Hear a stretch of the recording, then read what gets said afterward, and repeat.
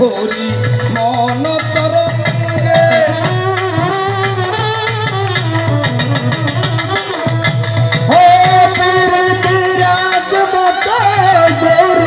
সঙ্গে হরি কেলে হরি অনবদরঙ্গে আরে প্রীতি পাক মাতা হরির সঙ্গেই হরি খেলেছে হরি মন তরঙ্গে এলো কোন বসন্ত ববে তরঙ্গ এলো জন্ম সন্ত অবতরঙ্গ রাধারে চিনিতে এলো রাধারে চিনিতে এলো ভিকারি হাতে রজগতে গেলে হরি হরি রে রজগতে গেলে হরি গেলে আনন্দ বদন শ্যাম সাথে রজগতে গেলে হরি হরি রে রজগতে গেলে হরি।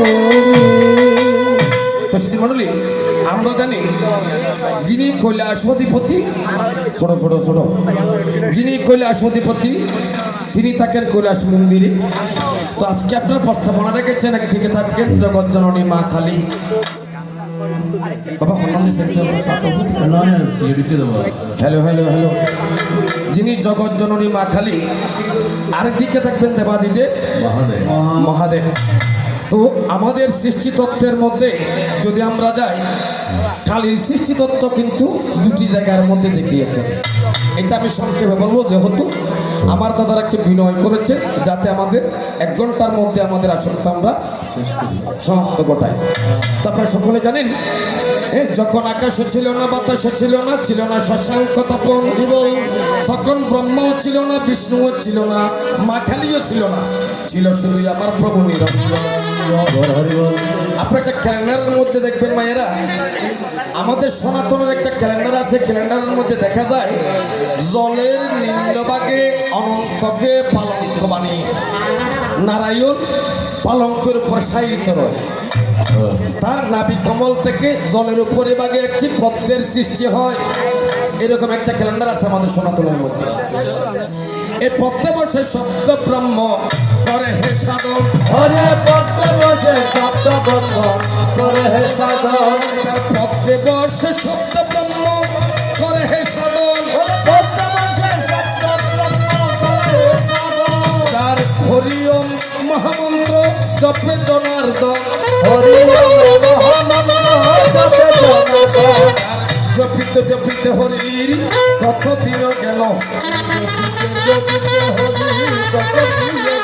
তার জপিতে জপিতে দেখো কত দিন গেল। এভাবে অনেক যুগ বিগত যে হইল,